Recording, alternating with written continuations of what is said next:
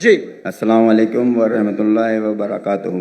अपना नाम बताइए। और मेरा नाम अमादुद्दीन है और मैं प्रोफेशन है मेडिकल स्टोर फार्मेसी है चलाता हूँ मैं। और मैं यहाँ कराची से 200 किलोमीटर दूर जामशोरो कोटरी से आया हूँ यहाँ। मैं डॉक्टर जाकिर नायक का बहुत बड़ा फ़ैन हूँ। मैं 15 साल से इनको सुन रहा हूँ। जी, सवाल बताइए प्लीज। हाँ, सवाल ये है मेरा कि हमारे कुरान की आयत है अल-राशी वल मुर्तशी किलाहुमा फिन नार, रिश्वत देने वाला और रिश्वत देने वाला दोनों जहन्नमी हैं। तो हमारे मुल्क पाकिस्तान में काफ़ी इदारे हैं, मैं इदारे का नाम लेना नहीं चाहता, और हिंदुस्तान में भी होंगे और मवाली मुल्क में भी रिश्वत देते होंगे। तो हमारे मुल्क में यहाँ बहुत एक छोटी सी काम की वजह से रिश्वत देना पड़ जाता है, ना चाहते हुए भी। तो फिर इसके लिए हमें क्या करिए? दोषी कौन है फिर, हम या जो जिसको दे रहे हैं वो?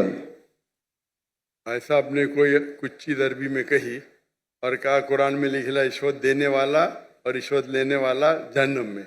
मैं ऐसी कोई कुरान मजीद की आयत नहीं जानता हूँ। हदीस में लिखा हुआ है, कुरान मजीद में जहाँ लिखा है रिश्वत हराम है वो सूरह बकरा है, सूरा नंबर 2 आयत नंबर 188।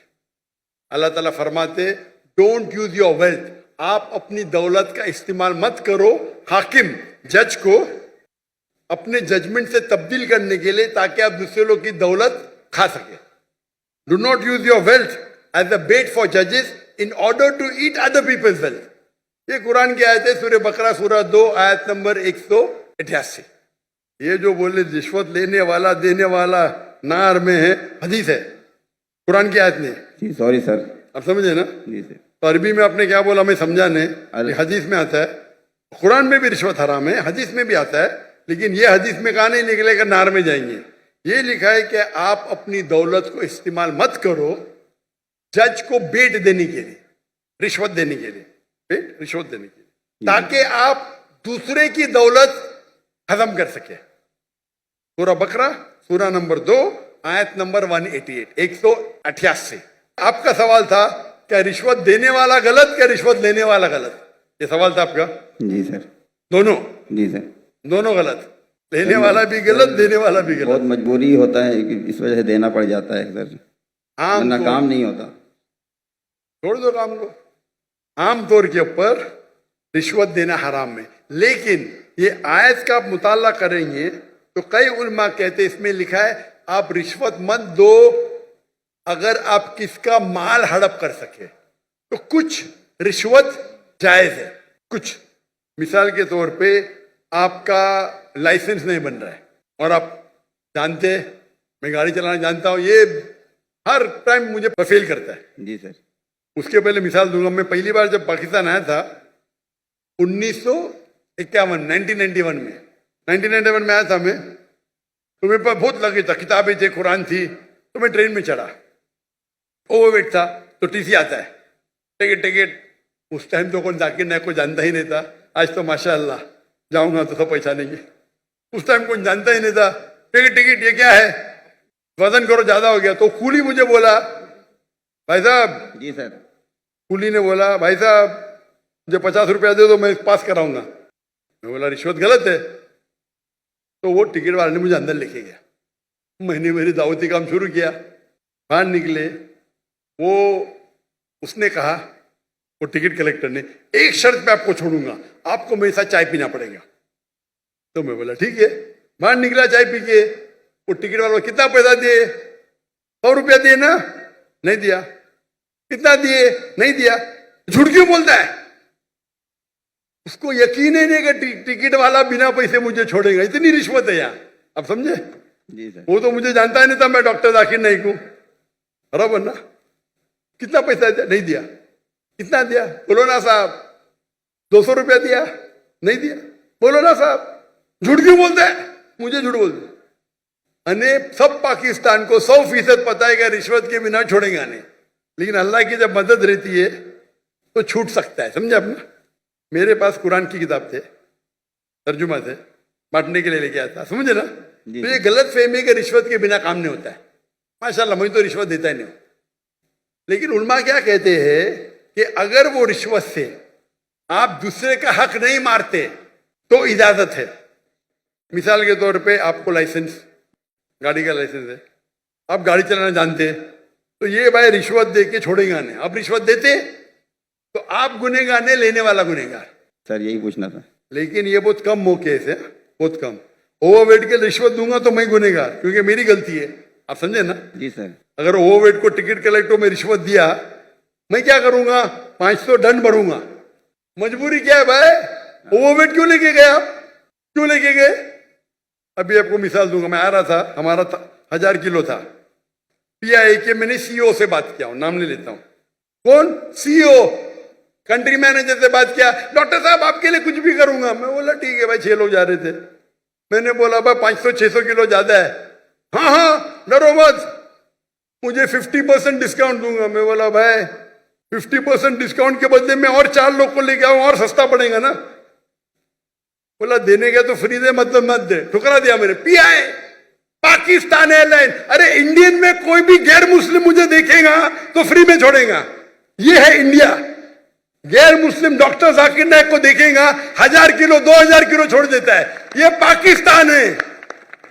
गवर्नमेंट का गेस्ट हूं मैं, मेरे वीजा पे लिखा स्टेट गेस्ट, और आपका सीईओ पाकिस्तान का बोलता है 50% डिस्काउंट देगा। चार्ज कर रहे 110 रिंगेट 1 किलो का। मुझे इतना दुख हुआ कि पाकिस्तान में मैं आ रहा हूं, doctor Zakir Naik state guest है, और वो 300 किलो छोड़ नहीं सकते, बोलते 50% डिस्काउंट देंगे। मुझे नहीं चाहिए तेरा डिस्काउंट। मैंने 6 लोग और लेके आया, मेरा सामान लेके आया। सच बोलने को मुझे दुख होता है, बट ये पाकिस्तान का हाल। इंडिया में वो हिंदू मुझे देखेगा, डॉक्टर साहब है, जो भी कहेंगे सच के सिवा कुछ नहीं कहेंगे। ये इंडिया है। आज के तारीख में भी मोदी गलत है, इंडियन नहीं। इंडिया गलत नहीं है, मोदी गलत है। मोदी आज है, कल नहीं रहेगा। जो इज्जत मुझे इंडिया में मिलती है, पाकिस्तान के लोग चाहते, मुझे ये कहता हूं मैं, चाहते पाकिस्तान के लोग मुझे। नारे तकबीर, अल्लाह, जाकिर नाइक से रिश्ता क्या? ला इलाहा इल्लल्लाह। जब हम दावत करते हैं ना इंडिया में, हिंदू लोग मेरे पांव छूते। मैं बोले भाई गलत है, भाई हराम है। बोलते डॉक्टर जाकिर नाइक की बैग नहीं खोलेंगे हम। इतने जगह में इंडिया से घूमा, 50 लोग को लेके गया, कभी ओवरवेट दिया ही नहीं मैंने। हिंदू लोग बोलते भाई ये तो भाई भगवान का आदमी है, मैनेजर है मैनेजर। यहां तो मैं सीईओ से बात करता है, अरे डॉक्टर साहब मैं आपका फैन हूं। ये हाल है, ये हाल है हमारे देश का। एक स्टेट गेस्ट आ रहा है, शूटिंग करने के लिए सामान लेके आ रहा है। इतनी अफसोस की बात है। पैसा कुछ नहीं है भाई, अफसोस होता है कि ये हाल है हमारे देश का, पाकिस्तान का, जिसको मैं दिल से चाहता हूं। मैं अगर हिंदुस्तान की हिजरत किया वो सिर्फ मोदी की वजह से। जो मजा वहां आता है, और मजमा इससे बड़ा 10-10 लाख, वो 1 लाख बोला, गलत बोला, 10-10 लाख। और उर्दू में बात करने क्यों लगा मैं? मेरे बॉम्बे के पुलिस कमिश्नर बोलते जाकिर भाई, वो जाकिर भाई बोलते एवरीवन लव्स यू, लेकिन मैं आपसे नाराज हूं। मैं क्यों नाराज है भाई? आपका मैसेज आप हिंदी में देना चाहिए, उर्दू में क्यों? आपके चाहने वाले इतने, आप उर्दू में तकरीर करो तो मैं खुश होऊंगा। तो क्योंकि बंबई का हिंदू पुलिस कमिश्नर 2004 या 5 की बात है, मुझसे जबरदस्ती करा आप हिंदी में उर्दू में तकरीर करो तो मुसलमान और हिंदू सुधरेंगे। और फिर मैं शुरू किया तकरीर करने का उर्दू हिंदी में,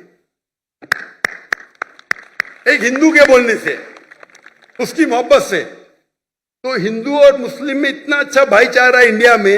ये कुछ पॉलिटिशियन का प्रॉब्लम है, पॉलिटिशियन। तो मुझे मोदी से गिला शिकवा है, तो मोदी अगर गलत है तो इंडिया को क्यों गलत करे भाई? मोदी गलत है, और इंशाल्लाह आगे रहेगा नहीं, इंशाल्लाह। आप समझे ना? तो आप अगर देखेंगे कि वहां भी हम जितने बड़े प्रोग्राम हम मुंबई में कि दुनिया में किधर नहीं किए, वो मोदी ने आके बन गया। हम बड़े बड़े कॉन्फ्रेंस किए माशाल्लाह।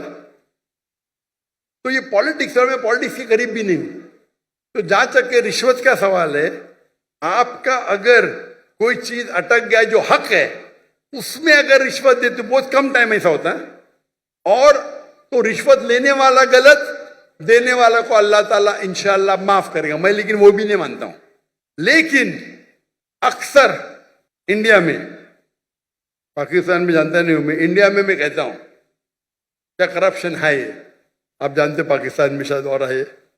कोई भी मुस्लिम अगर 2 लाख रुपए से ज्यादा कमाता है और धंधा करता है, 95% वो हराम करता है, रिश्वत देता है। आप समझ रहे? रिश्वत के बिना गाड़ी चलेंगी ही नहीं। रियल एस्टेट के अंदर इंडिया में रिश्वत हो तो मेरे बहुत से धंधे माशाल्लाह, कोई भी धंधे में रिश्वत देता नहीं हूं मैं, कोई धंधा करता ही नहीं। क्या मजबूरी? रियल एस्टेट में रिश्वत, जो अक्सर धंधे में रिश्वत। हमारा मेडिकल प्रोफेशन था माशाल्लाह, उसमें भी रिश्वत है। अगर मैं रिश्वत दूंगा तो 5 गुना ज्यादा कमाऊंगा। अरे अल्लाह ताला झोली में डालता है तो क्या रिश्वत देना? पैसे की मोहब्बत ही क्या?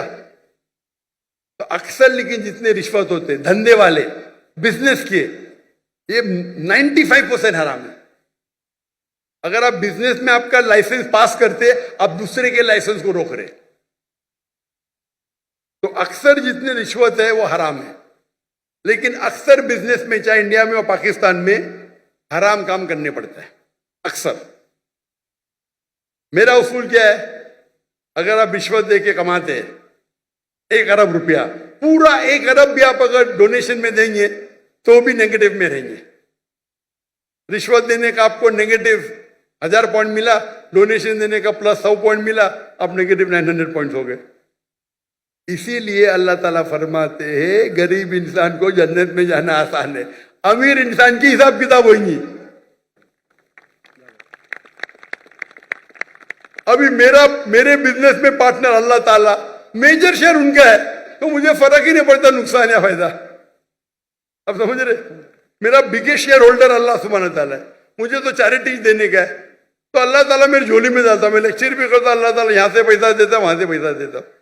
लेकिन दावती काम के लिए बहुत पैसा लगता है, चाहने वाले बहुत है मेरे। लेकिन रिश्वत आमतौर पे देने वाला भी जहन्नम में, लेने वाला भी, अनलेस आप अपने हक के लिए रिश्वत देने में अगर आप किसका हक मारते हो, और अक्सर रिश्वत में हक मारते हो। मिसाल के तौर पे आप टेंडर दिए, टेंडर में कोई आपका क्लर्क आपको टेंडर के लिए, टेंडर का मैं अमाउंट बोलूंगा, आपको पैसा देता है, ये हराम है। या आपका लाइसेंस अटक गया, लाइसेंस पास करने के लिए आप कोई मिनिस्टर को पैसा देते हैं, हराम है। तो इसमें दोनों गलत, देने वाला लेने वाला। तो अक्सर रिश्वत में दोनों गलत होते, देने वाला लेना। चंद ऐसे किस्से है या वाक्य है जिसके अंदर आप अपने हक के लिए लड़ रहे। आपको ड्राइविंग आती है, जानबूझ के आपको फेल कर रहा है, जब तक मैं पैसा नहीं दूंगा ये पास नहीं करेगा। उस टाइम आप कुछ पैसे देते हैं तो इंशाअल्लाह अल्लाह आपको माफ करेगा, लेकिन लेने वाले को हराम है। लेकिन आमतौर पे रिश्वत देना लेना दोनों हराम है। Hope the answer the question.